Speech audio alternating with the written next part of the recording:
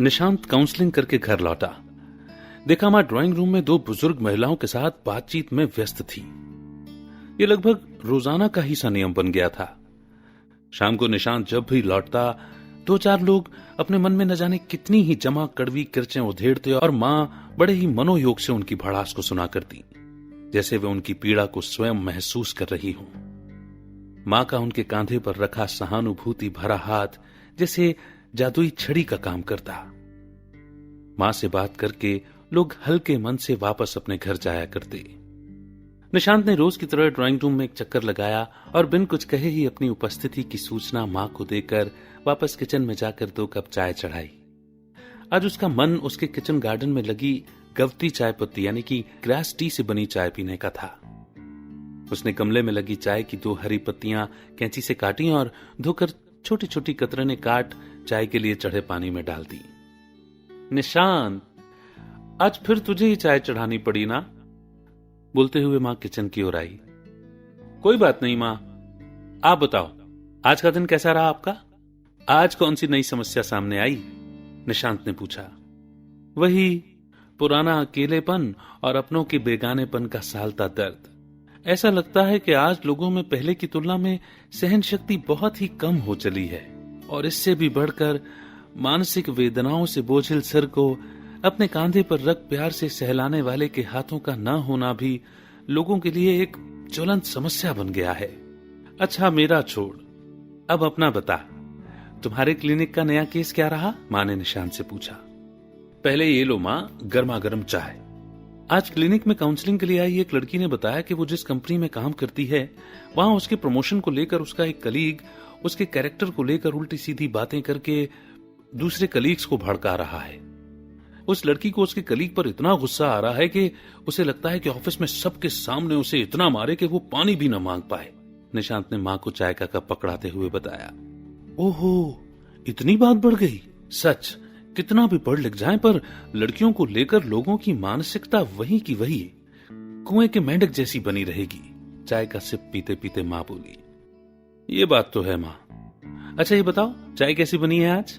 निशांत ने पूछा। आज चाय तो बहुत बढ़िया, बहुत ही जबरदस्त बनी है। गवती चाय स्वाद के साथ स्वास्थ्य के लिए भी बहुत अच्छी होती है। मां के चेहरे पर ताजगी छा गई। मां, आपको पता है जिस तरह आप इन लोगों की समस्याओं को सुनते हो, अपने दिल की बात कहकर ये लोग खुश होकर यहां से जाते हैं। वैसे ही जापान में टाकानोबू निशिमोटो ने 4 वर्ष पहले अपने कुछ साथियों के साथ मिलकर एक ऐसी ही संस्था की स्थापना की। इस संस्था के सभी सदस्य लगभग 45 से 50 साल की उम्र के हैं। इन्हें ओसान कहा जाता है। अच्छा, क्या करते हैं ये ओसान? मां ने पूछा। मां, ये ओसान करीब 1000 येन प्रति घंटे के हिसाब से क्लाइंट की मांग के अनुसार निश्चित जगह या उनके घर पर जाकर उनकी पीड़ा, उनके अकेलेपन के दर्द या व्यथा, उनकी कहानी या अनुभवों को एक गंभीर श्रोता की तरह सुनते हैं, उनकी भावनाओं के सहभागी होते हैं। इसके फाउंडर निशिमाटो अकेले हर महीने तकरीबन 30 से 40 क्लाइंट्स को सुनते हैं, और जिसमें से 70% के लगभग करीब महिलाएं ही होती हैं। सोचने वाली बात यह है कि ये लोग इन ओसान को सिर्फ इसीलिए बुलाते हैं कि वे उनसे अपनी बात कह सकें, और इस तरह की सेवाएं या सर्विसेज आजकल के बढ़ते हुए सोशल मीडिया और कम्युनिकेशन से उपजे विषाद की ही देन है, निशांत ने बताया। अरे वाह, क्या बात बताई है तुमने निशांत, मुझे तो ये पता भी नहीं था। एक बात मैं बताती हूँ, जैसे आज तुम्हारे पास लड़की अपने ऑफिस की प्रॉब्लम लेकर आई थी ना, वैसी समस्या न केवल भारत बल्कि विदेशों में भी आम समस्या है। बच्चों की परवरिश, कॉम्पिटिटिव एनवायरनमेंट और हायर एजुकेशन की चाह और भी न जाने किन किन कारणों से ये समस्या उपज गई है।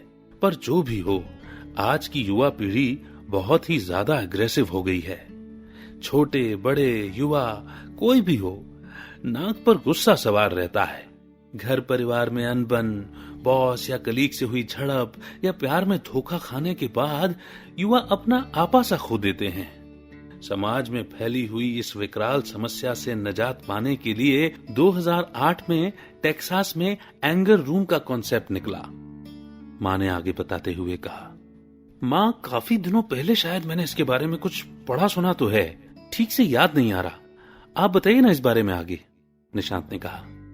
एंगर रूम में जाने के पहले सुरक्षा की दृष्टि से क्लाइंट हेलमेट, आंखों पर ग्लासेस, शरीर को पूरी तरह से ढकने के लिए सुरक्षा कवच भी पहनकर हॉकी स्टिक, क्रिकेट बैट या फिर बेसबॉल, जो भी उसको पसंद हो, लेकर एंगर रूम में रखे टीवी, माइक्रोवेव, क्रॉकरी और कंप्यूटर जैसी चीजों को पटक कर स्टिक या बैट से तोड़ते हैं। और ये सारी तोड़ फोड़ एक पैकेज ऑप्शंस में शामिल होते हैं, मां ने आगे बताया। मां, ऐसे एंगर रूम कॉन्सेप्ट से तो स्कूली छोटे बच्चे और भी आक्रामक हो जाएंगे, निशांत ने शंका जताई। निशांत, एंगर रूम में 18 साल से कम उम्र वाले बच्चों को एंट्री नहीं होती। पर मां, ऐसी तोड़फोड़ से नुकसान तो बहुत होता होगा ना? निशांत ने पूछा। निशांत, एंगर रूम में रखा सारा सामान बेकार यानी खराब होता है। जब कोई एंगर रूम में सामान की तोड़फोड़ करके आता है तो इस टूटे फूटे सामान को वापस रिसाइकल किया जाता है, यानी वेस्टेज तो कुछ नहीं होता। हाँ, कई बार एंगर रूम में जाने वाला गुस्सा उतारने नहीं बल्कि मजे के लिए भी जाता है, मां ने कहा। ओह, तो मां, फिर तो एंगर रूम के मेंटेनेंस के भी कुछ चार्जेस होते होंगे, निशांत ने पूछा। हाँ, प्रत्येक आइटम के चार्ज फिक्स हैं, 150 से लेकर 1000 तक, और एंगर रूम में जितने समय व्यक्ति रुकता है दोनों को मिलाकर फीस निर्धारित होती है। जानते हो, टेक्सास के बाद हमारे दिल्ली में भी ऐसा ही कॉन्सेप्ट चल पड़ा है, मां ने बताया। देखो समाज किस ओर जा रहा है। जहां पुराने जमाने में जॉइंट फैमिली में बड़े बूढ़ों की सलाह मशवरा, उनका सम्मान और दादा दादी चाचा चाची के लाड प्यार में घर के सारे बच्चों की बेहतरीन परवरिश हो जाया करती थी, आपस में प्यार भी बना रहता था, वहीं आज अपने दिल की बात कहने के लिए किराए पर ओसान को बुलाया जा रहा है और एक दूसरे के प्रति छाए गुबार निकालने के लिए एंगर रूम बनाए जा रहे हैं। क्या यही विकसित समाज की निशानी है?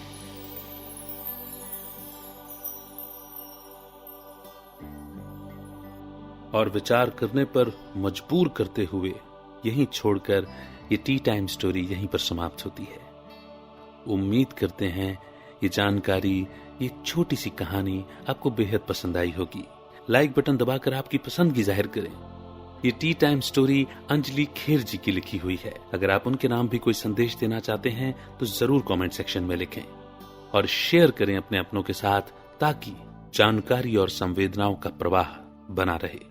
अगले पड़ाव पर एक नई नज़म या कहानी के साथ फिर होगी मुलाकात। तब तक रखिए अपना बेहतर ख्याल और सुनते रहिए कहानियों का सफर। मेरा नाम है अमित वाधवा, कहानियों को आवाज देता हूं।